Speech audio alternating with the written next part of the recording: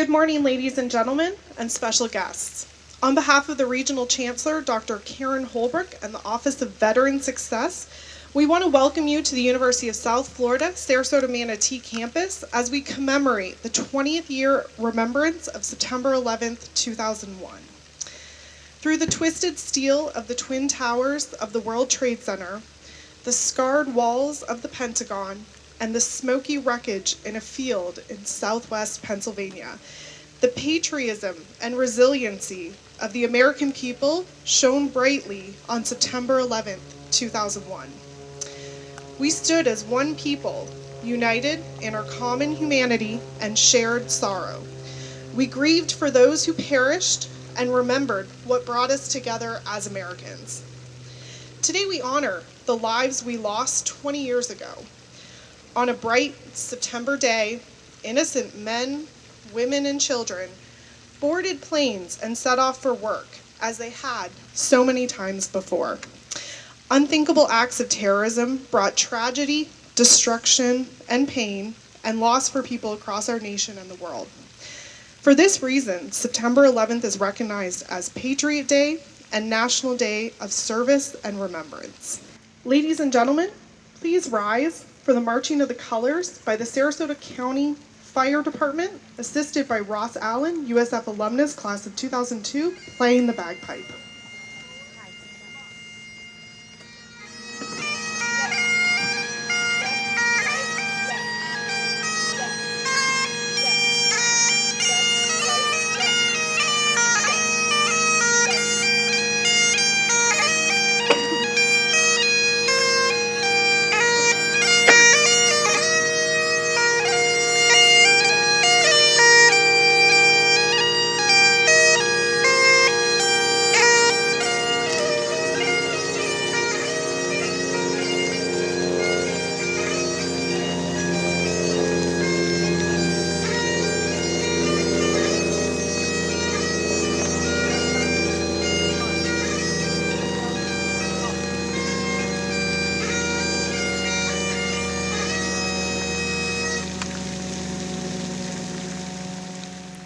Please remain standing for the singing of the National Anthem by 10-year-old Addison Shortridge from Willis Elementary.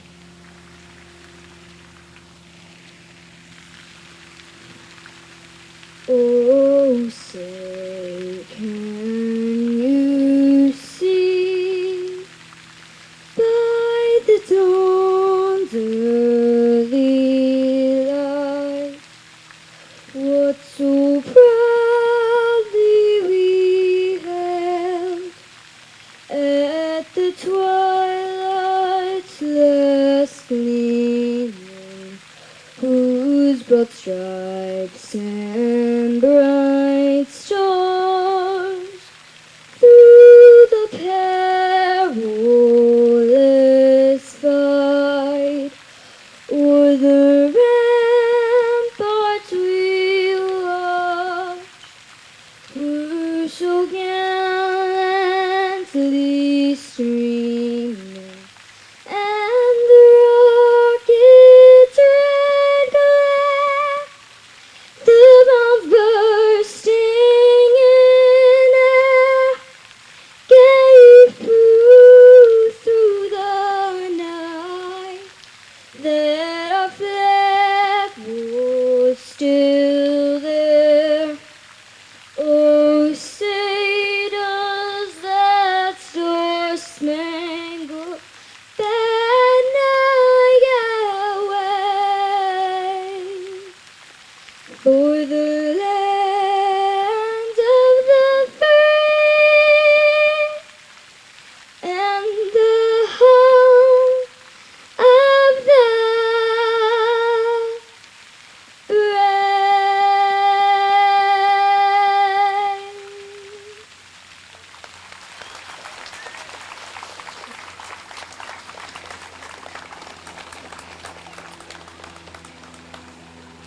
Ladies and gentlemen, please be seated.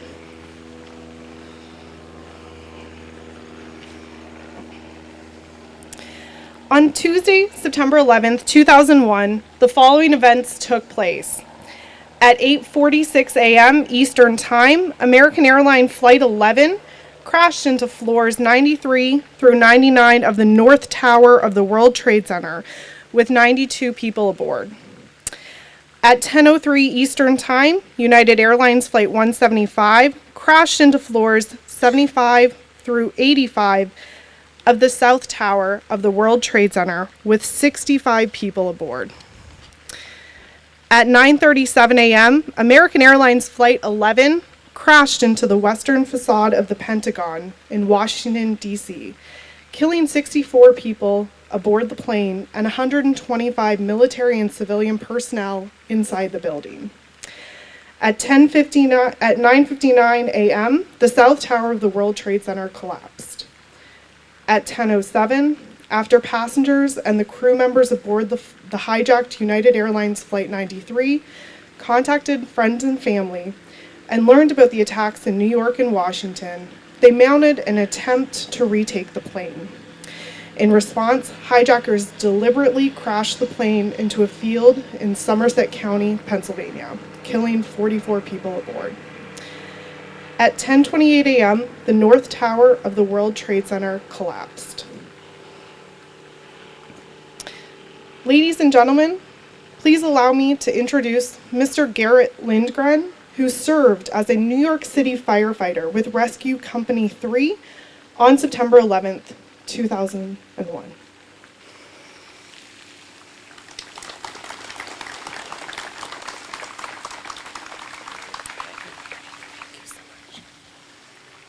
Good morning.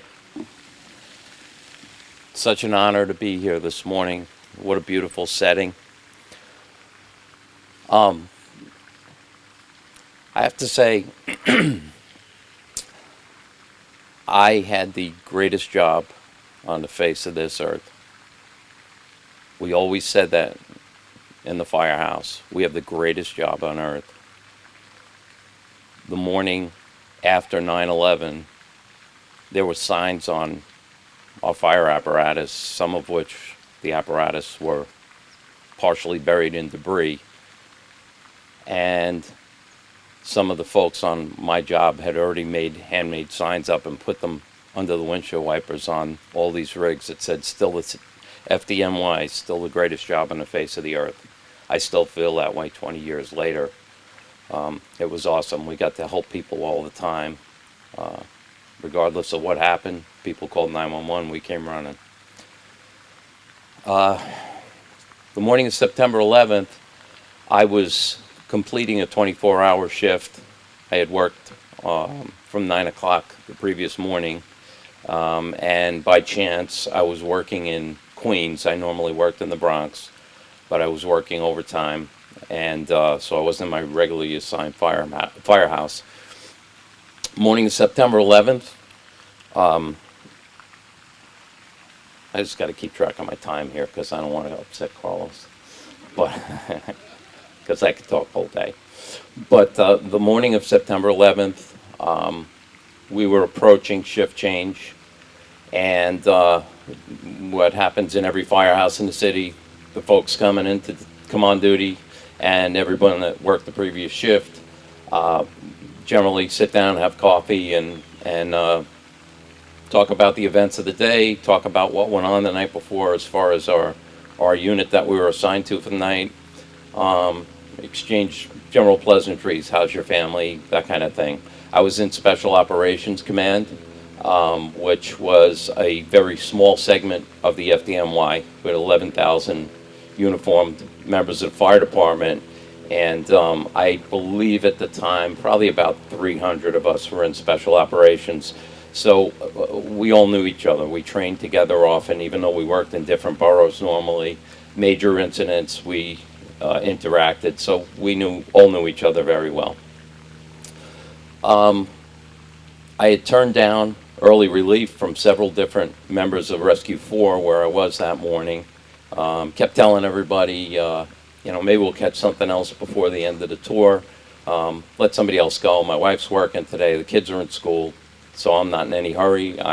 My plan was to go to my firehouse, have a cup of coffee with the guys there. A good friend of mine was working overtime there that day. He was a captain. So that was my plan. I was going there. Finally, about 8:30, one of the guys finally convinced me, come on, go back, stop at Rescue 3, have your coffee. You got a long ride upstate to get back to your house. Go enjoy your day. So I finally relented. I walked out to the apparatus with him, took my bunker gear out. I told him what my assignment was for the previous night, and because he wasn't from that house either, so I had to show him what he'd be doing, what tools he'd be carrying, whatever.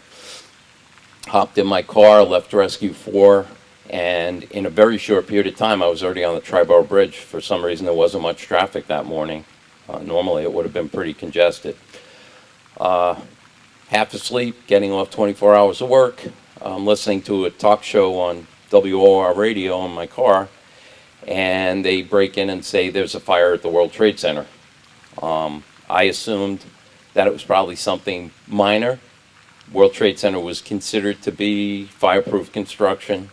Normally, a type of building like that, especially when it's heavily occupied, somebody's going to notice a fire right away. There's sprinklers, there's an alarm system, so things generally would not get out of hand. I casually glanced to my left and could clearly see the World Trade Center from the bridge that I was on.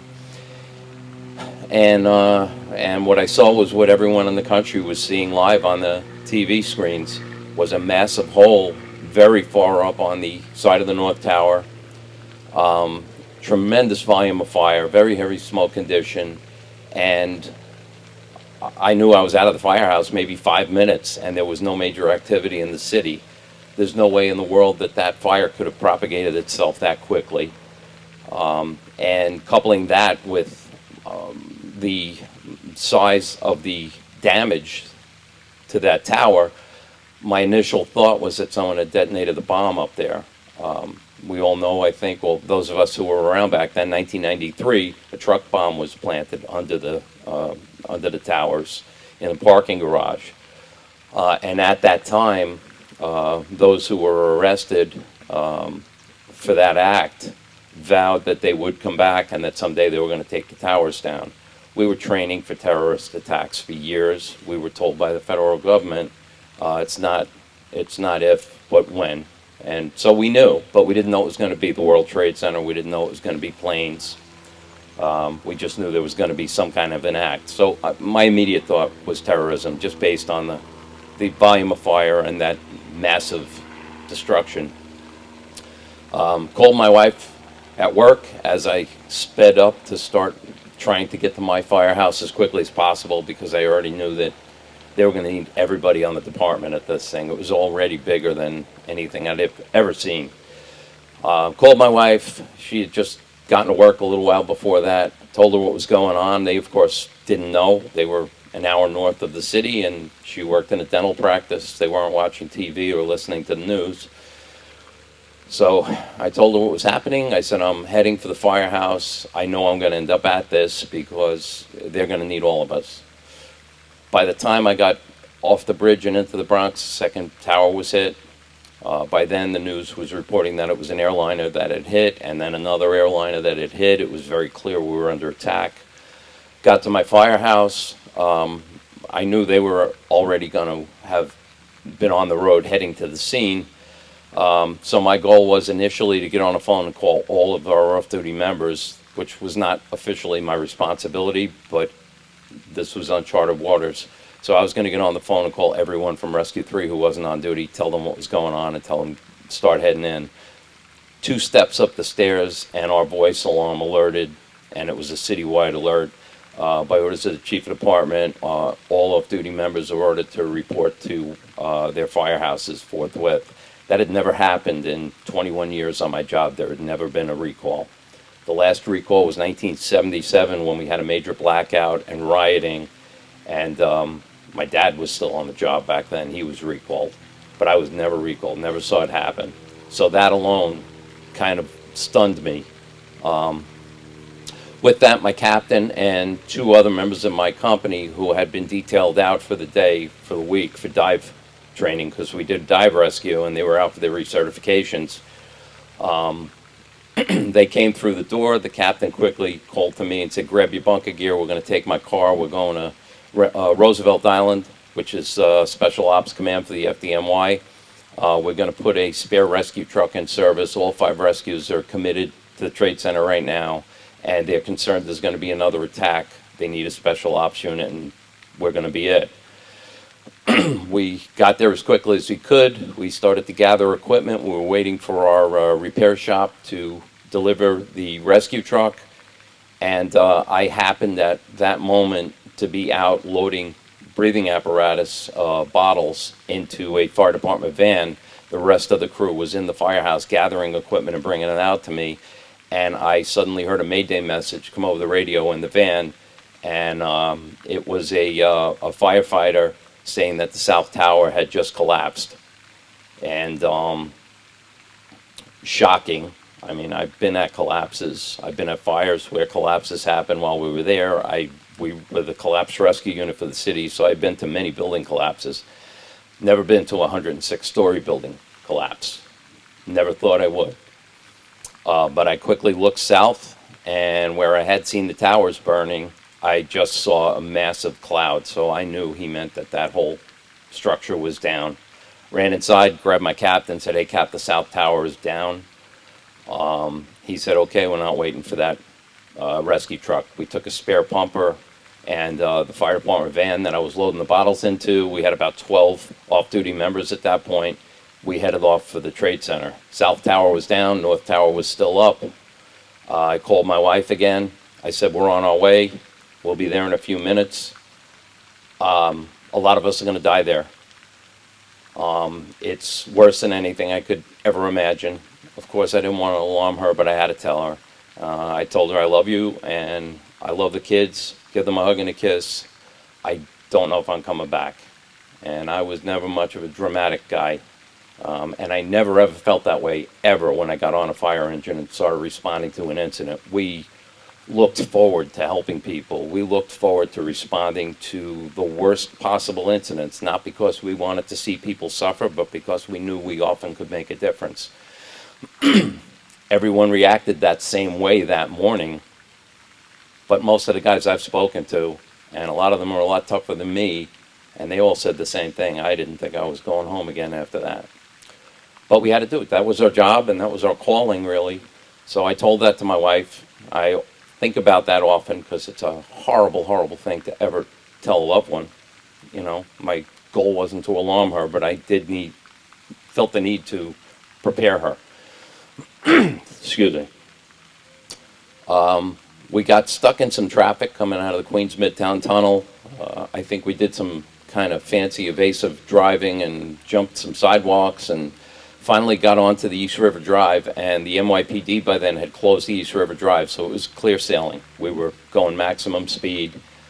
We got probably within a mile or so of the Trade Center and encountered both sides of the East River Drive. Thousands of people basically were running for their lives away from the World Trade Center. It looked like a horror movie. It looked like like a Godzilla movie when Godzilla comes into town and everyone in the town starts running away. I never saw anything like it in my life.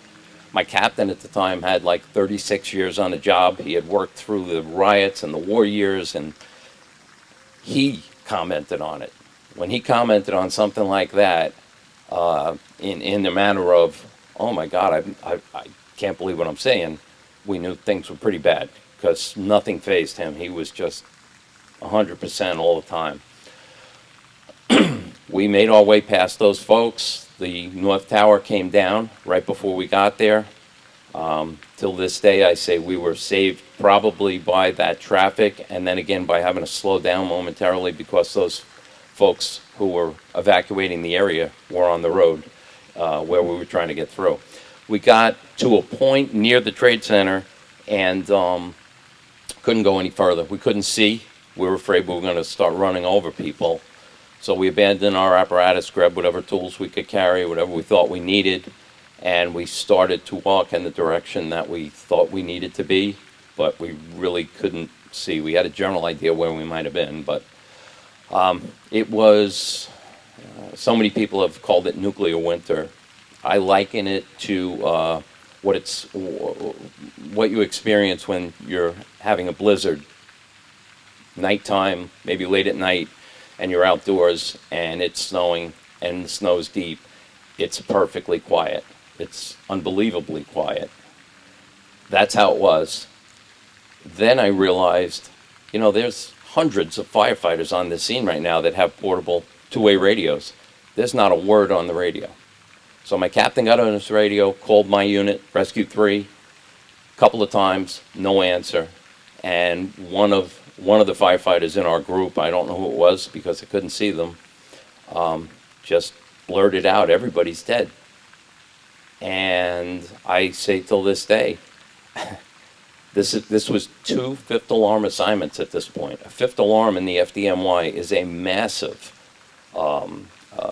assembly of firefighters and equipment apparatus.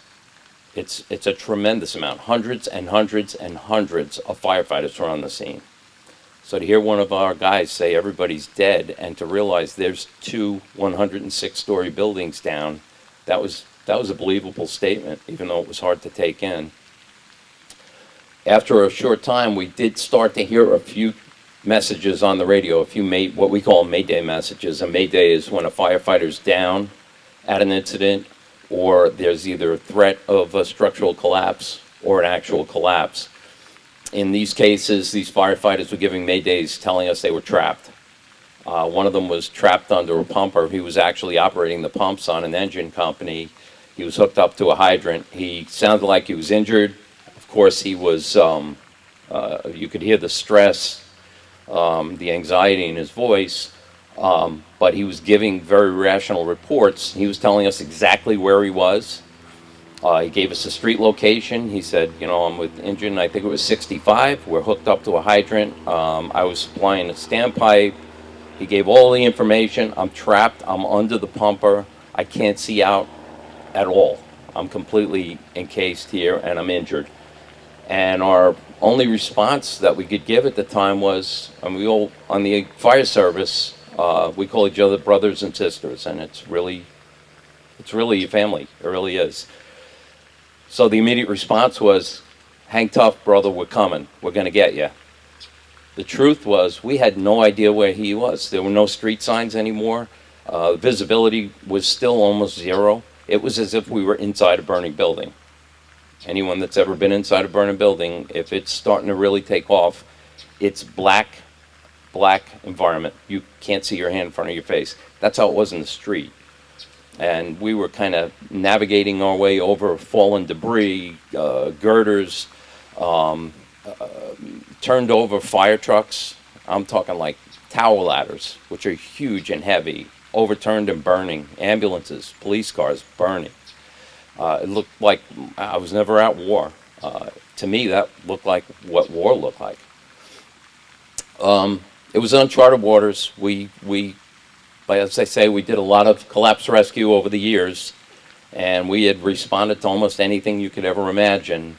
But this was so huge. It was the biggest fire I was ever at. It was the biggest building collapse I was ever at. It was actually the biggest 2 building collapses I was ever at.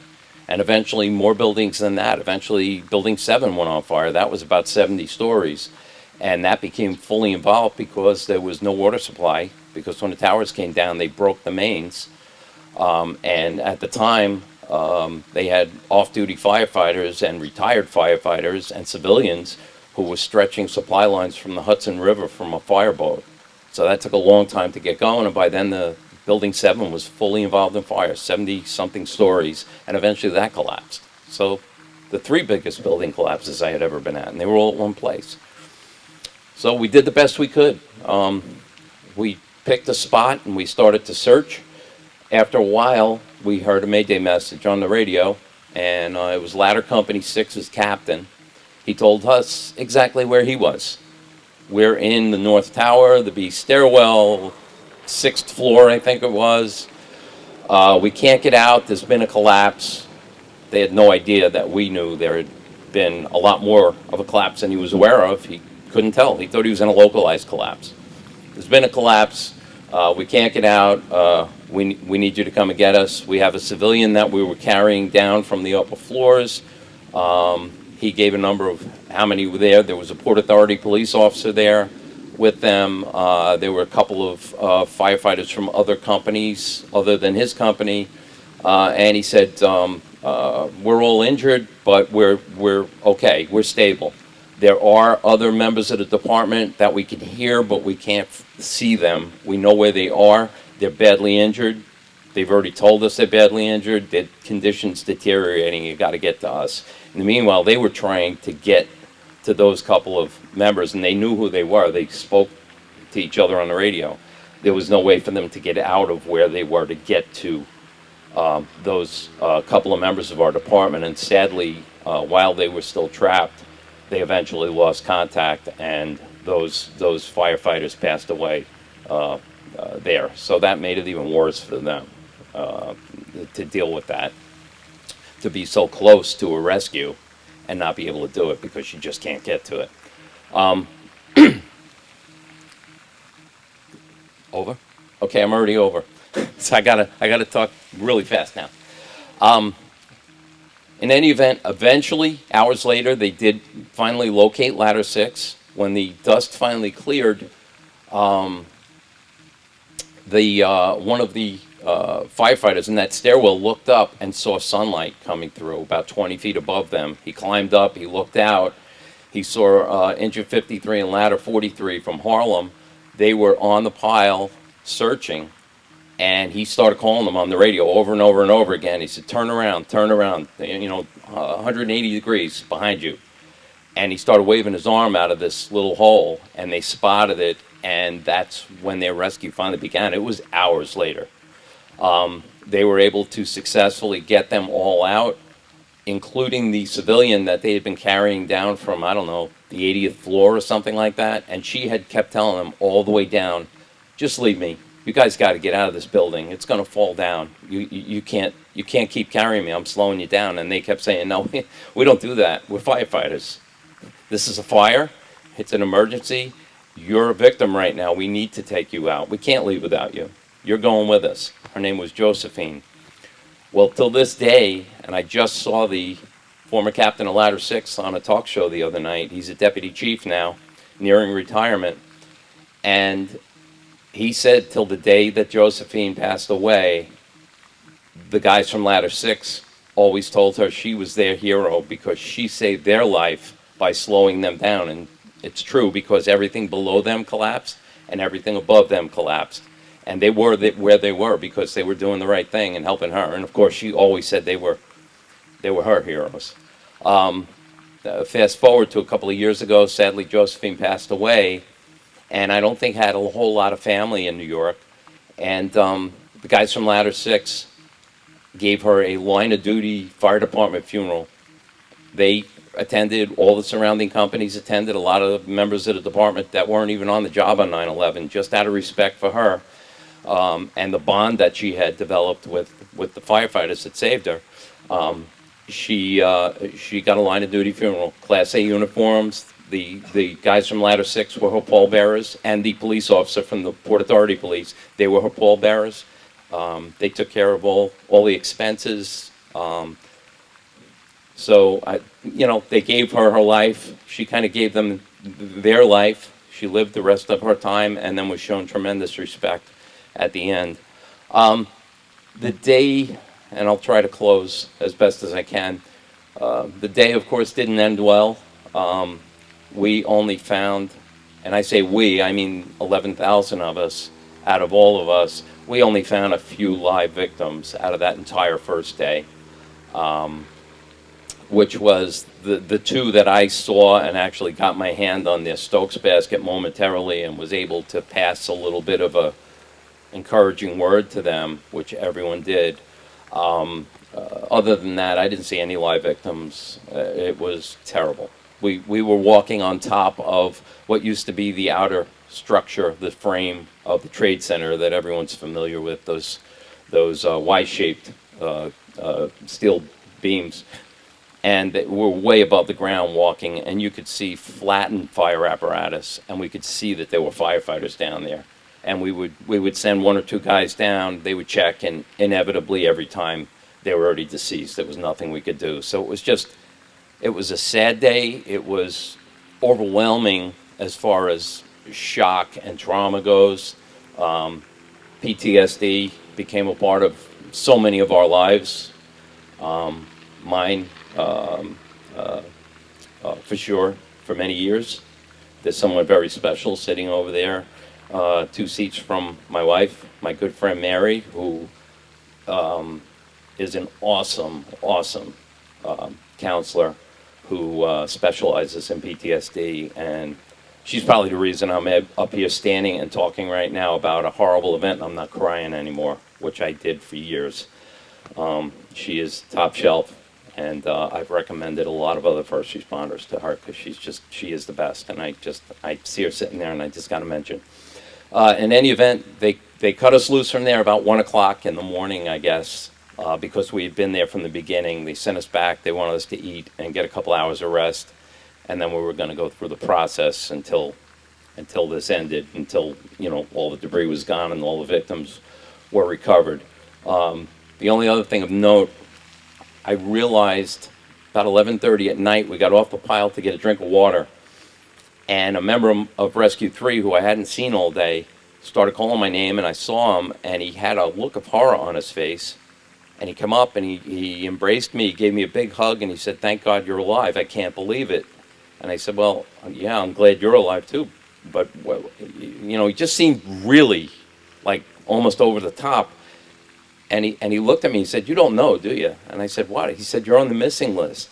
I was still on the writing list from Rescue 4 from the previous shift. They had collected all of those lists to figure out who was on all these fire engines and which ones were around and which ones were missing. And I was on the list and no one had seen me. And so I was on, and immediately at that point struck me, oh my God, I was talking to my wife right before we got here. By then, she was aware of what was going on. She was listening to it, and that tower came down right after I spoke to her. She's got to think I'm dead by now. She hasn't heard from me all day. Miraculously, I suddenly got cell service, called my house. My wife saw my caller ID, and her immediate response in her mind was somebody found his phone. That's how sure she was that I was gone. Thankfully, that wasn't the case. She heard my voice, and after some emotion, we were able to talk a little bit. I was able to tell her that what had happened and who I knew that was missing so far. And then I just passed the phone to all the firefighters that were with me, and everyone called home. That was it. We went back to the firehouse. We were in shock. We walked in the door, and there was probably 10 retired members of Rescue 3 who had retired long before I got assigned to that unit. And they were waiting for us to come back. It was probably 2 o'clock in the morning now, and they had a steak dinner ready for us to feed us, which I thought was awesome. I didn't even know half of these guys, but they knew where our firehouse was, and they knew we were going to need help. And they were like, it was like we came back to the firehouse and our dads were there. They wouldn't let us do anything. They wanted to hear what we had to say. They just knew all the right stuff to do and took care of us. I know I got to wrap it up now.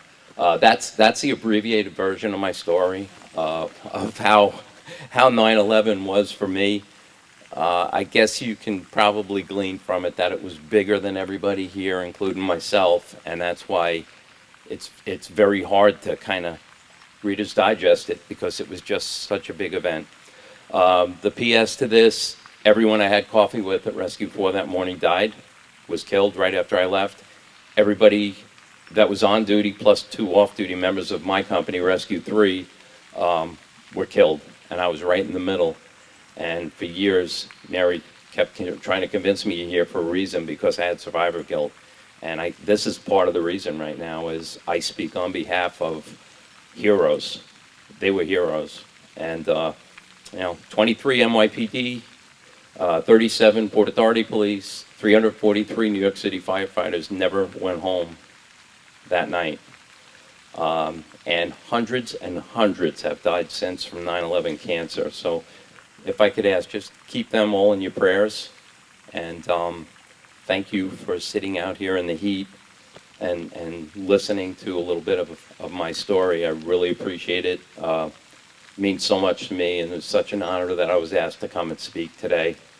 And I love that there's a grammar school class sitting over here because this needs to be shared with our kids. It needs to be part of history. It is part of history, but it needs to be shared in the classroom. And I just love seeing that. And I love that that young lady with that amazing voice stood here and sang on National Anthem this morning. That means the world to me, too. Thank you all so, so much. And I'm sorry I went over by so much. Have a great day. Thank you for your service. Oh, my pleasure. I'm sorry I never shut up. Thank you for your service.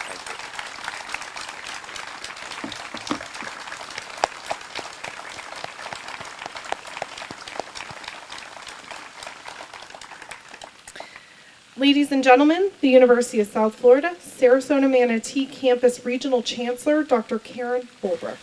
Thank you, Suzanne, and thank you, everyone. Welcome. We're so glad that you're here on our beautiful campus on this beautiful day. Thank you, Mr. Lindgren, for telling your story, which I understand cannot be an easy thing to do. Thank you so much for sharing it with us. And thank you, Addison, for doing an absolutely wonderful job with the Star Spangled Banner. Fabulous, fabulous. Thank you. Most of us will remember exactly where we were and what we were doing on September 11th, 2001, as the first plane crashed into the Trade Center in New York City, and then as the rest of the tragic events unfolded throughout the day, the many days and weeks that followed. I remember a particularly intense feeling of the need to make eye contact, to greet in some way, to reach out, to connect with people I passed on the campus at the university where I was at the time, even people I didn't know, as we were all together in our grief for our nation and for the people who suffered intolerable loss, and we all understood what each other was feeling. The power of shared experiences cannot be underestimated. We came together across our nation. Carrying flags, we displayed symbols of national allegiance and pride in windows in our homes, offices, and automobiles. We gathered on short notice for musical events and other kinds of ceremonies to honor those who were lost, to celebrate the heroic efforts of others, and to reaffirm our cherished freedom. Our college campus lives continued in the traditional manner of the fall semester, but most significantly we turned to one another to begin to heal from unprecedented and shared trauma in our homeland. I stopped taking for granted what the words of the Pledge of Allegiance and the patriotic songs we've sung by rote since childhood really mean. I believe we gained a deeper understanding about how much the world lives every day, how much of the world lives every day, and how dramatically different and privileged our lives are in the United States. 20 years later, we observe this day with the solemnity it deserves, as our university pays its respects to those who were lost on September 11th, and extend our gratitude to those today who protect and serve our nation. I wish for us this opportunity to recommit to a sense of community, to all of humanity, and to a willingness to help one another, all key ingredients that fuel the resiliency of the American spirit. Let us hope for and work toward peace, strength, and continued goodwill to one another, and never forget what has passed. Thank you very much. Thank you. Thank you, Dr. Holbrook. Ladies and gentlemen, please allow me to introduce Dr. Jan Pullen, Head of School, Mrs. Jennifer Helbing, Lower School Director, Mrs. Heather Forrester, Music Teacher, and the first grade class of St. Stephen's Episcopal School, singing God Bless America.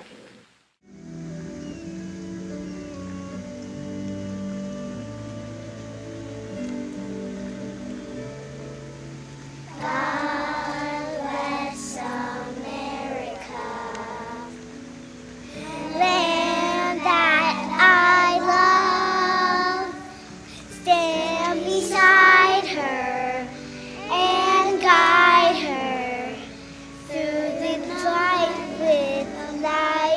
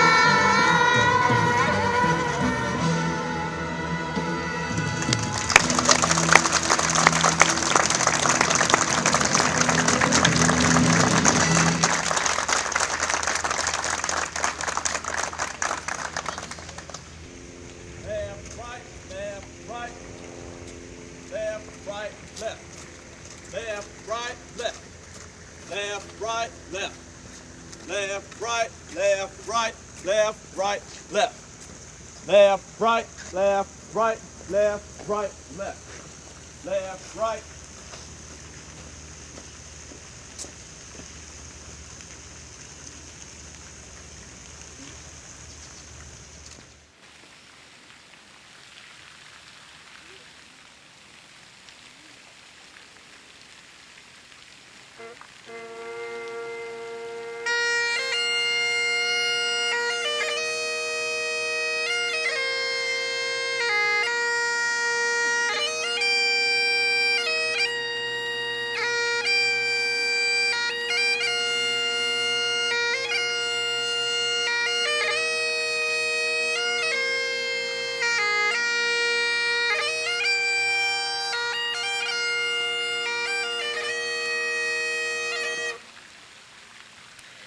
The passing of the flag symbolizes the efforts and sacrifices from each of our first responders, firefighters, police, sheriffs, and paramedics during 9/11, and the continuous support from our military personnel who took our flag from our first responders in order to protect our nation overseas.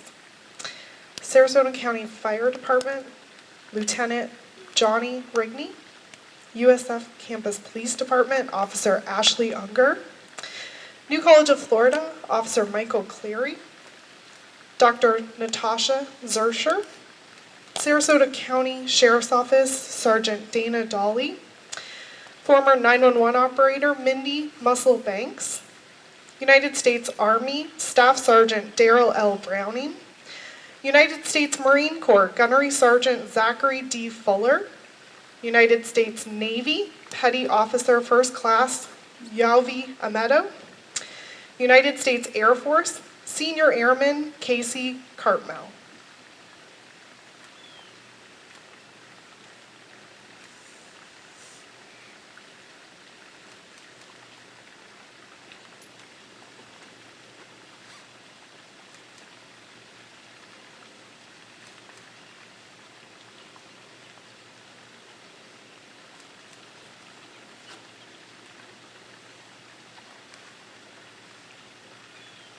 About face. Forward. March. Ladies and gentlemen, Lee Washington, the Manatee County Veteran Services Officer and President of the County Veteran Service Officer Association of Florida, Incorporated, will now read Old Glory.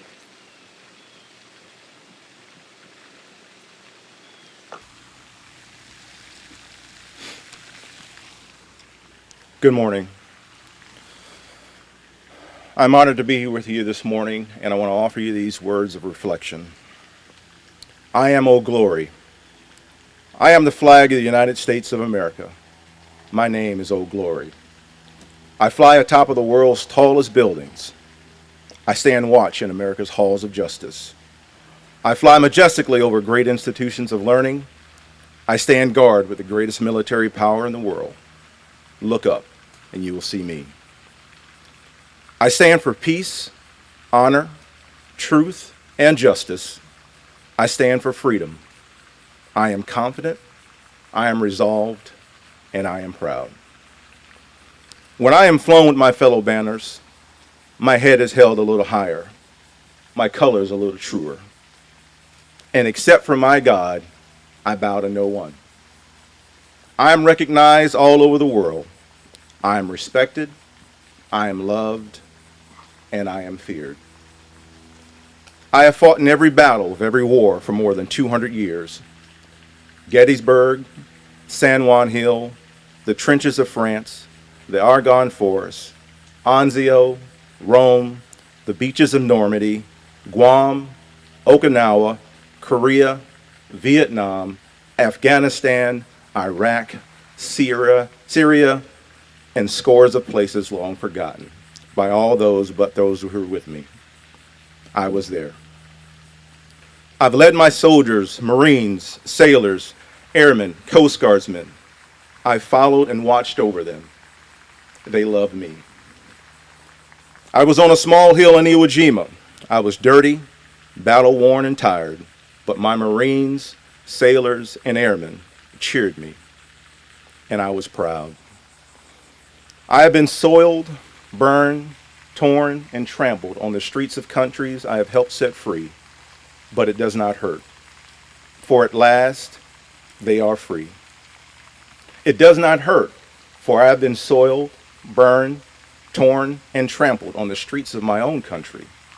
And when it is by those I've served in battle with, it hurts. But I shall overcome, for I am strong. Remember, America, freedom doesn't come overnight. Freedom has a cost. I have flown over the rubble in New York City on September 11th as a cowardly attack on America and the free world, where thousands of my citizens and other nations' citizens perished. And that does hurt. And my miracle men and women of the armed forces who are fighting to free nations from the control of dictators who have held their own people as slaves and who sponsor and train terrorists to bring havoc to free-loving people everywhere.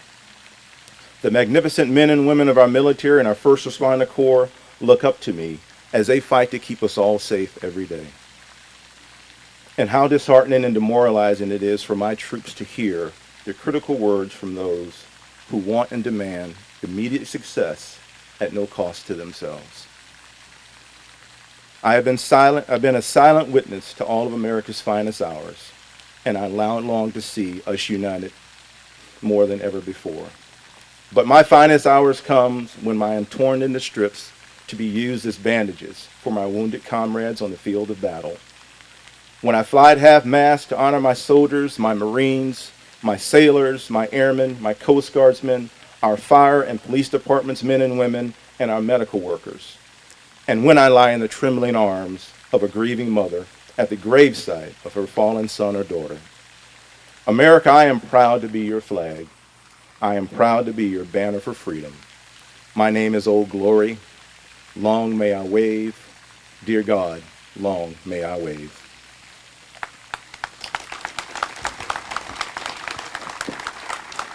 Thank you for your service.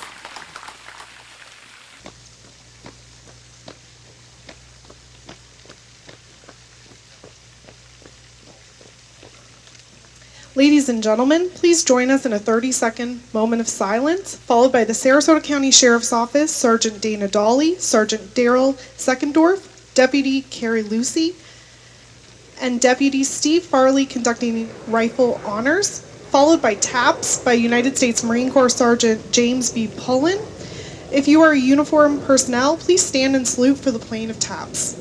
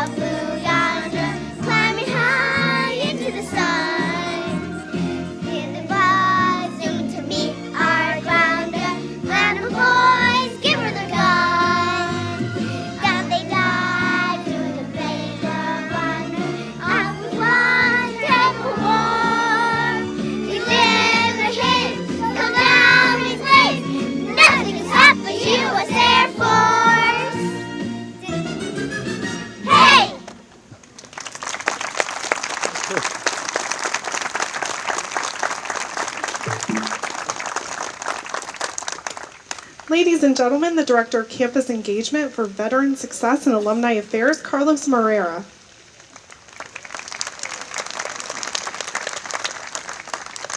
Good morning, everybody. Thank you so much for being here today. This means a lot, not just to USF, to the community, but also to our future right here. A lot of times, yes, please clap them. And a wonderful singer over there too. 20 years is a long time. A lot of times, a lot of our students were not born there at that point of time. Some of them were too young to remember. As you know, September 11th, it was a day of sorrow. A lot of it mixed emotions. Anger, sad, depressed. A lot of people lost a lot of loved ones. And a lot of times you don't know how you could tell somebody, I'm sorry, and I understand what you're going through, because in reality, sometimes you really don't. But because of that, I would like to remember this day for tomorrow of what took place. Thank you, Gary, for being here, being our guest speaker. He kind of gave you an idea of what took place on that day. In addition to all of our service members, all of our people in uniform, firefighter, police, we had so many heroes that day that we don't know about. So many teachers that after 9/11, they stayed in their classroom with those kids till somebody came and picked them up. It took up to 1 a.m. for one parent or guardian to come pick up those kids, knowing that those teachers had kids themselves that they couldn't go home to. But as we remember 9/11, I challenge all of you to remember 9/12. Why 9/12? Because 9/12 is the day that the nation came together. 9/12 was the day that we all call ourselves Americans, regardless of the race, status, regardless of age. We were all Americans. Neighbors took care of one another. Individuals that didn't know one another took care and looked out for one another. Cooked for them, gave them clothes, gave them diapers, helped them, bathed them. That day, my father walked from 9 a.m. to 10 p.m. to go pick up my sisters. I was active duty at that point of time. I was not able to get a hold of my mom or my dad till 10 p.m. So the mix of emotions that I was going through was more of anger of why this is happening to our nation. So because of that, don't forget 9/11. Let's always remember 9/11. But overall, let's be humans and always think of 9/12. Once again, not just for us, but for our future. Thank you, everybody, for being here today. After this is over, we do have some refreshments inside of our Sobe Auditorium. We have a light breakfast. Please go cool off. Get to meet one another. And our kids, once we get done, stand by because I got a little surprise for you. With that being said, thank you, thank you, thank you. Not only to you for being here, our students, our faculty, and our staff who helped us with this event, and also that helped us place 2,977 flags of the lives lost on September 11, 2001. It only took 5 hours. And they're looking at me shaking their heads, so I do owe them a lot, and that's fine. So thank you, everybody. God bless, and have a great day.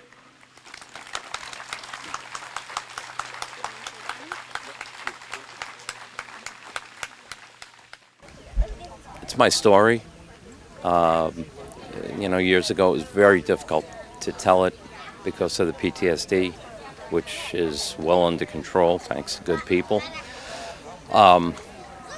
So now it's kind of easy to tell it because it's a part of my life and it's history. As well, it's American history, and I lived it. I'm sure it's similar to folks that survived the bombing of Pearl Harbor. We went through something that day that I don't think anyone ever envisioned, regardless of their walk of life. And I was blessed to, for some reason, be a survivor due to circumstances that occurred, the way things played out that morning. And at this point, I think that this may be part of the reason why I'm still here, is to speak on behalf of those who aren't here and aren't able to tell what happened that day. Firefighters, police officers, EMS folks, that's your training. We're supposed to be able to react regardless of what we see when we get off that piece of apparatus. It's sometimes quite a task to contain your mind and keep it on target, on job. That morning was like no other. It was I keep saying it was uncharted waters that day. I was very highly trained. I was part of Special Operations Command in FDNY. We had extensive training. Rescue 3 at that time was responsible for responding to every structural collapse in the 5 boroughs. We even sometimes responded north of the city line. We responded to New Jersey sometimes because of the type of equipment we carried and because of our training and expertise. The morning of 9/11, 206-story buildings fell. A 70-story building fell, and I don't know how many others did, but I know many others had major structural damage. And even those buildings individually would have been a multi-day operation to stabilize the condition of those buildings, which is what we normally would do if no one was trapped after our searches. We would start stabilizing things to make them somewhat safe. We couldn't even address those. Our job was try to locate victims, as was every first responder's job that morning, was try to locate victims.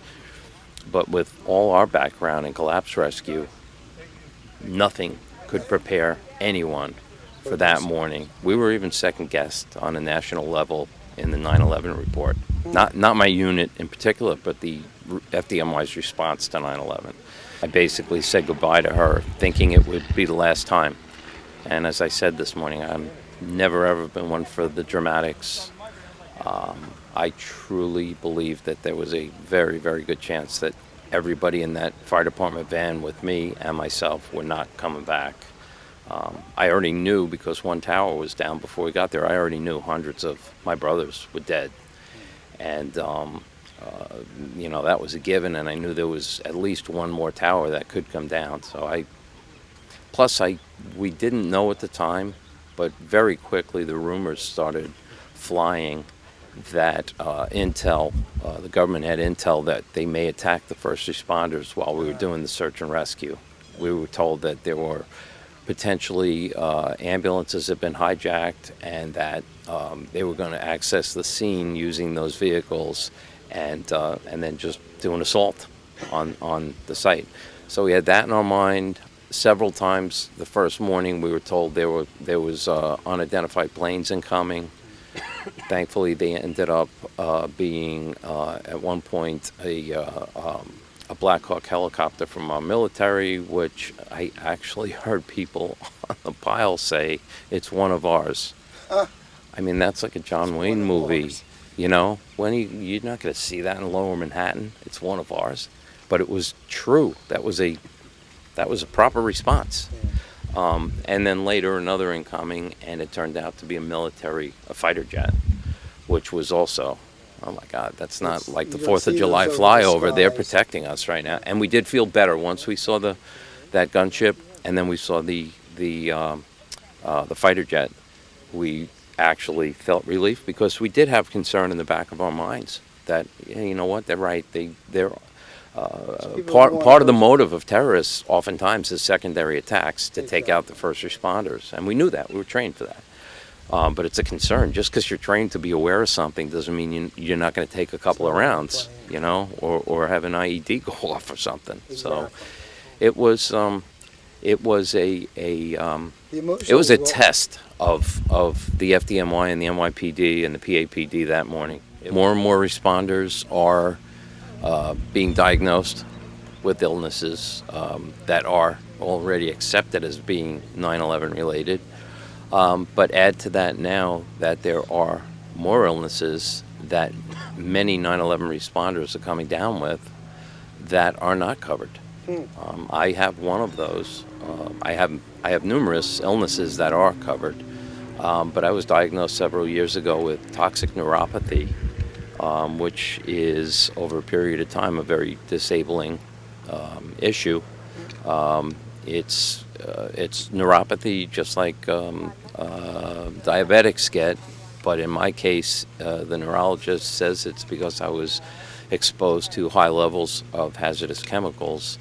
I petitioned the doctor who oversees the 9/11 health program and got a letter back telling me, basically, the way I take it, we as responders are expected to scientifically prove that somehow that our maladies are a result of our duty at 9/11.